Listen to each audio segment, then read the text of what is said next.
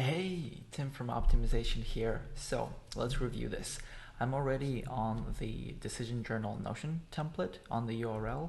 And when you get here, all you have to do, if you already have a Notion account, is to go ahead and click duplicate. If you don't, that button will prompt you to sign up. I've already done that on my workspace, so let's switch over there. And whenever you want dark mode in Notion, you can just use Command-Shift-L to switch the mode. Anyway, so once you get that, you can just delete this any explainer text, and even at the bottom, little branding stuff. Replace the icon with whatever you want. Replace the cover photo with whatever you want as well. And so then let's actually review the contents here. So we've got two databases, one for personal decisions and one for team decisions. I'll just go over one really quickly here. So once you open that up, you'll see a rather familiar, overwhelming spreadsheet interface. And what we have here is the actual decisions as rows and then properties as columns. So let's open one up, and that's one of the more remarkable and cool features of Notion, is that content can be arranged in properties and as well in the record or in the decision inside the page. And this could be, in this case, this is headers and text. It also could be links, code blocks, images, anything. There's about 30 plus blocks. So anyway, here, this is the actual decision prompt, or like what needs to be decided upon. Then this is the actual decision. And by the way, this whole not even template, this whole example is what Shane Parrish wrote himself on the 2014 blog post.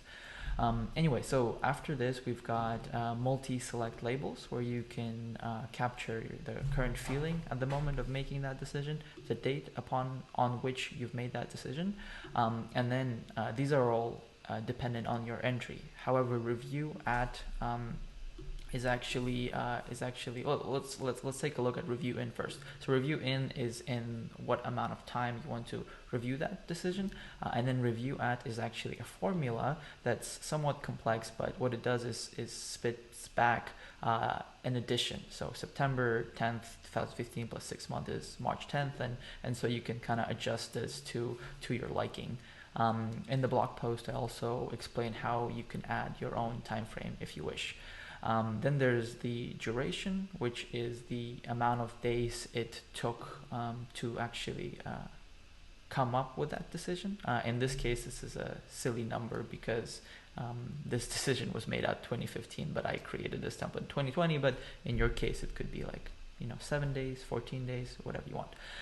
Finally, once you come up with this review at reminder calculated for you, you can actually create yourself a reminder on which Notion will send you a push notification. So that the way you do this is at remind and then enter the date. So December 10th. I'm not sure if we'll be able to do 2015. Obviously we can't because it's in the past. So 2020. And so yes, once it turns blue and you see this alarm clock icon, that means Notion will send you a notification. Edited and created it are both automatic fields. You don't have to worry about them. Status is something I wasn't sure about including, but it's essentially a single choice toggle where you can basically indicate whether this decision is decided or not. And I wasn't sure about including it because made at, technically the existence of made at, if it's filled out, means that decision has been made, but I will explain in just a second why I decided to include this toggle.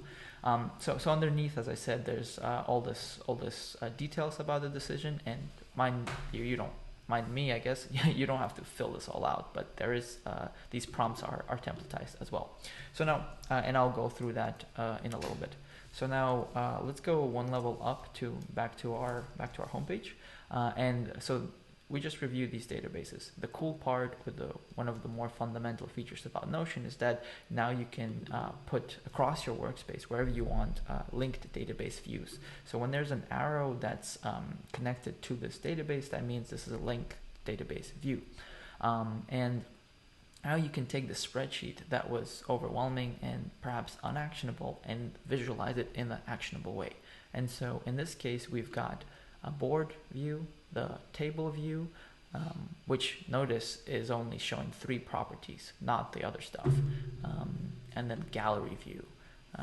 Well, this one is a little more illustrative once it loads.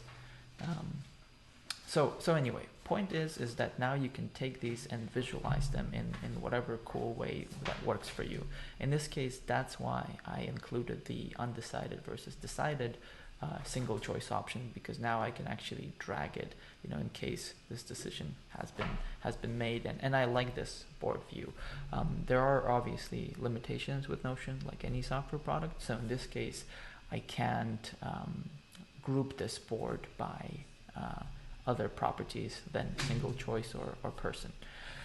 Anywho, that is, so as you can see here, I've toggled a couple things.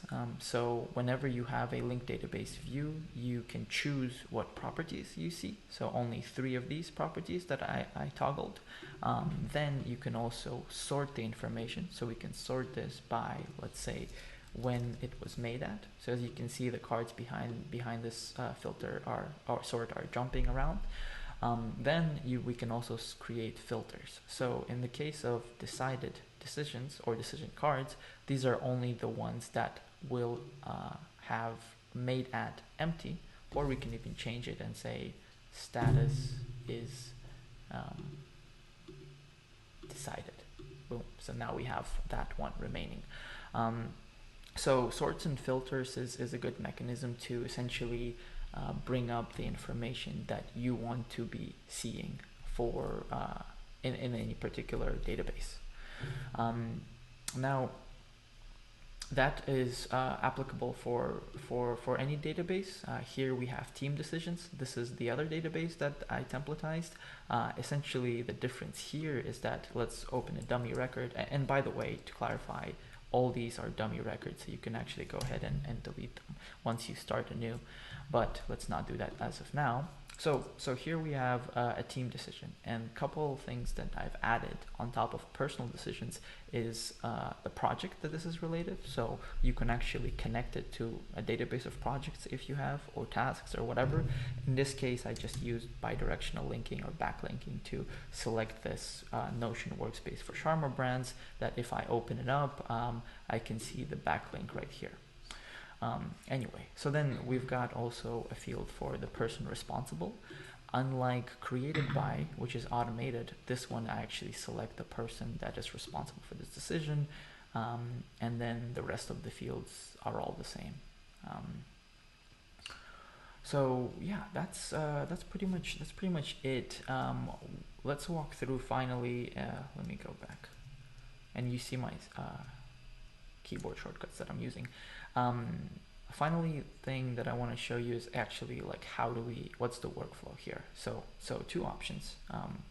First of all, wherever you're in your workspace, you can go ahead and find this view and add the start writing the decision. So new decision, you can open that up. And you'll see everything will be empty, including the page content. And here's the template of the Farnam Street prompts. So once you click that, this will pop up. Let's go full screen here. The prompts will pop up down below once this loads. And I know Notion has some speed issues sometimes, but they're exacerbated when I'm doing a screen share. Anyway, so yeah, so here we got the prompts, and this is all lorem ipsum text, but feel free to really rearrange it the way you see fit or delete certain sections. There's also a toggle with extra prompts right here, also written by Farnam. By no means we at Optimization use all of these, but it is helpful to consider.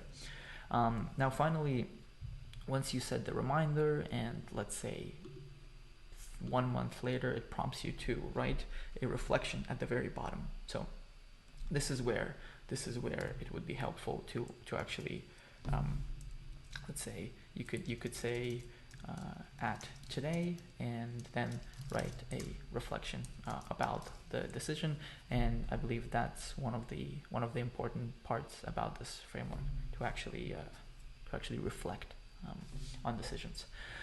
Anyway, so yeah, so that's the workflow of creating a new decision, and that was specifically creating it within a view. If you're in your workspace, in a task, in a meeting, anything like that, you can go ahead and use bidirectional linking. So that means you enter square bracket, and then enter the name of the decision. So create decision template, right? And then what you're gonna do is navigate arrow up to create decision template, page in, press that, and then say new decision or whatever the template name is. So in my case, I believe it's new decision. Exactly. So because I already have a few databases, that's why a lot of options pop out. But for you, it's going to be one of two options, the personal decisions or team decisions. So once you click that, a record is automatically created right here.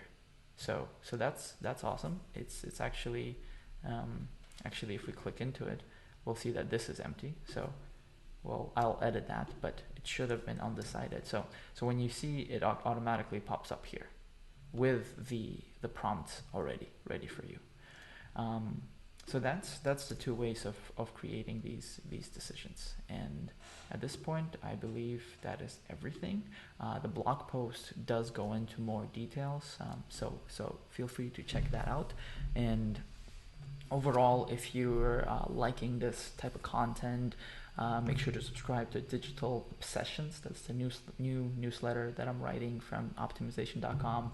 It's about productivity, operations, Notion, and other tools, and how to work better, especially remote. So check it out and hope you make some good decisions. Well, subscribing to Digital Optimization would be a good decision. Okay, bye.